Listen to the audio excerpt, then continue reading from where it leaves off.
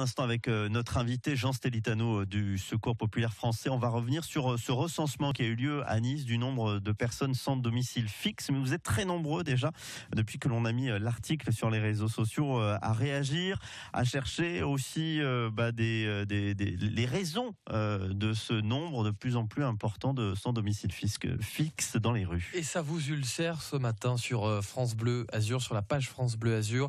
On a Monique qui nous dit: quel gouvernement qui a mis dans la rue tous ces gens? Comment voulez-vous vous loger si vous perdez vos emplois?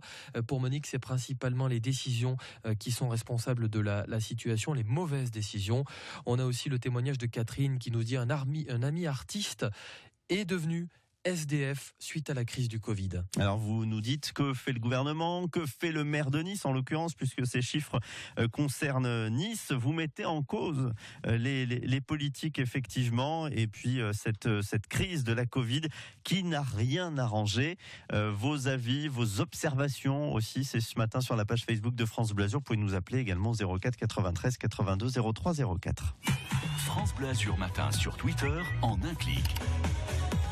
Alors il n'est pas tout seul, mais ce matin il est le porte-parole de cette centaine de bénévoles, de ces 15-16 associations qui ont réalisé ce recensement. Jean Stellitano du Secours populaire français. Bonjour Jean Stellitano. Bonjour. Et bienvenue dans le 7h50 de France Bleu Azur matin avec ce chiffre donc 324 sans-abri à Nice. C'est le double d'avant la crise sanitaire. C'est ça, la moitié nous disent qu'il y a moins d'un an, ils n'avaient pas besoin d'aller dans la rue chercher à manger. Et effectivement, ce constat, on l'avait déjà vu au mois de septembre, on avait constaté 40%. Et là, ça ne fait que empirer. Ce constat, toutes les associations le voyaient, mais il était temps qu'on fasse une photographie. Parce qu'il n'y avait pas finalement de chiffres précis. C'est la première fois que sur Nice, on mène une telle opération, menée, comme vous l'avez dit, avec d'autres associations, l'Ordre de Malte, MIR, enfin vraiment tous ces bénévoles, ces centaines de bénévoles qui tous les jours, 7 jours sur 7, apportent de l'aide à ces plus défavorisés. Donc vous êtes parti dans les rues pour compter ces sans-abri durant une journée, fin février. Qu'est-ce que vous avez constaté? Qu'est-ce qui vous a étonné lors de ce recensement? Alors déjà, effectivement, le fait qu'il y en ait partout dans Nice. Aucun quartier n'est épargné. On a tous l'idée à Gambetta, dans le Vieux-Nice, mais non, on est dans l'Ouest, on est dans le Nord, on est dans l'Est, on est partout. Donc ça, c'était le premier constat. Le deuxième, c'est que beaucoup de jeunes, de moins de 25 ans, des seniors, effectivement, ça nous a touchés parce que comment faire pour les aider alors qu'il y a des dispositifs qui existent. Il y a des gens qui devraient avoir le droit à la retraite, qui la touchent plus parce que ils n'ont pas fait la déclaration d'impôt. Mais il n'a pas fait sa déclaration d'impôt, pourquoi? Parce que c'est en ligne. Et qu'à 79 ans, quand on vit dans la rue, comment on fait une déclaration d'impôt en ligne? Donc voilà, tout ça, c'est des choses, on a mis le doigt, tous les bénévoles qui font des maraudes aujourd'hui connaissaient cette situation.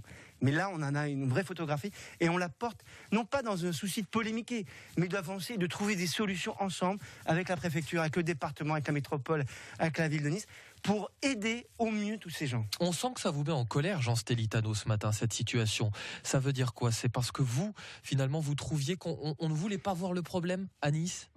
Peut-être que oui, peut-être que non.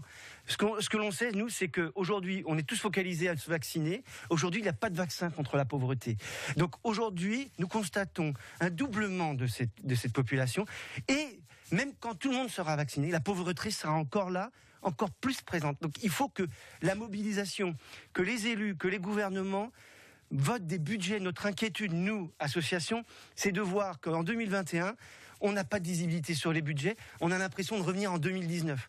Alors qu'aujourd'hui, l'état des lieux que nous faisons à Nice, mais qui va être fait dans d'autres villes de France, montre que la pauvreté gagne du terrain et surtout de nouveaux pauvres. Vous l'avez dit tout à l'heure, des artistes, des auto-entrepreneurs, des restaurateurs, une brasserie de Cannes, quelqu'un qui tient une brasserie à Cannes qui vient demander de l'aide au Secours populaire. On n'avait jamais vu ça avant. Il faut donc plus de budget pour les associations. Il faut des moyens. Il faut que les associations et les professionnels du social se travaillent ensemble pour trouver des solutions ensemble. C'est pas seulement un comptage, c'est-à-dire qu'il y avait un questionnaire, parce que vous avez voulu savoir pourquoi les gens étaient là, pour en face trouver des solutions. Tout à fait.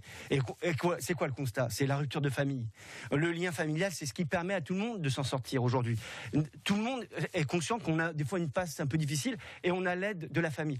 Toutes ces personnes que nous avons rencontrées ont ce point commun. Soit une rupture familiale, C'est un accident de la vie. Vous tombez malade.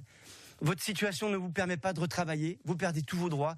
Vous perdez le moral. Vous êtes dépressif. Vous ne vous battez plus. Vous vous abandonnez et vous vous retrouvez à la rue. Et d'après votre recensement, il y a quand même un tiers de ces sans-abri qui ont des revenus.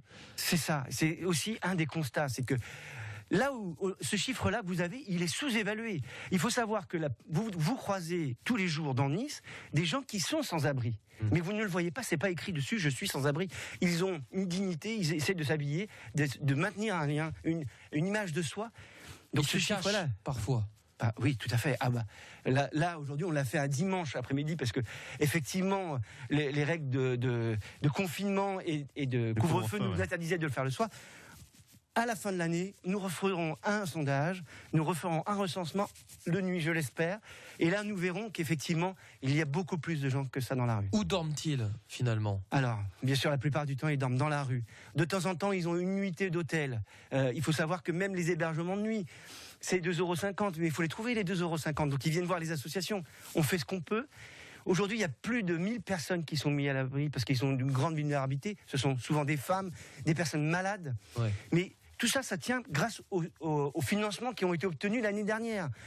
Si demain, tout le monde se dit « Aïe, tout va mieux », eh bien, ces hôtels vont fermer parce qu'on va plus pouvoir financer ces chambres. Et ces 1000 personnes que nous avons aujourd'hui encore dans les hôtels, nous les aurons peut-être dans la rue. Et donc, c'est là où on veut alerter les pouvoirs publics, non pas pour dire « Vous faites pas votre boulot, vous faites mal ». C'est pas du tout notre propos. C'est de dire « Travaillons ensemble, mais travaillons plus encore ». Il y a quelque chose qui vous énerve, vous entendez quelquefois, on fait de l'assistanat. Et ça, je sais que ce mot vous énerve, mais ça revient quelquefois dans la bouche de certaines personnes. Tout à fait, mais ceux qui souvent parlent d'assistanat, c'est parce qu'ils ne connaissent pas. Si vous voulez vous rendre compte de ce que c'est que d'aider les gens, venez sur une maraude de n'importe quelle de nos associations, et vous verrez que le travail qui est fait par les bénévoles, des citoyens comme vous et comme moi, ce ne c'est pas de l'assistanat, c'est vraiment de l'aide d'urgence. Et justement, il y a plus de monde dans la rue, mais ce qui est bien aussi, c'est qu'il y a plus de bénévoles. Et ça, vous le constatez, il y a plus de gens qui se mobilisent. Là aussi, ce dimanche de la solidarité, c'était un merveilleux moment de solidarité. Plus de 130 bénévoles, mais il y en a plein qui n'ont pas pu venir, pour les raisons qu'on le connaît, de sanitaires, d'éloignement. C'est la force aujourd'hui de notre pays, ce sont ces citoyens et ces bénévoles. Il vous faut combien d'argent pour pouvoir loger tout le monde aujourd'hui ?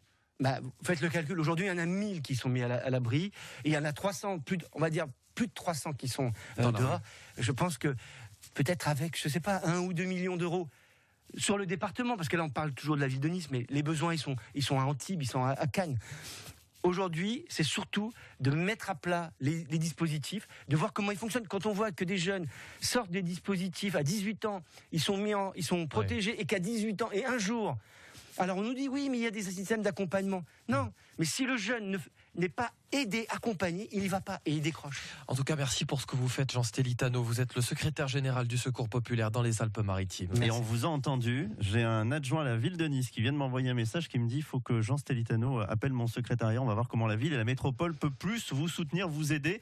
Vous nous direz ce qui va se passer dans ce rendez-vous. Jean Stelitano, le responsable du Secours populaire, mais vous représentez 16 associations puisque vous vous êtes mis tous ensemble. Des fois, on ne comprend pas pourquoi il y a plein d'associations dans tous les sens. Là, vous travaillez ensemble au profit des personnes de la rue.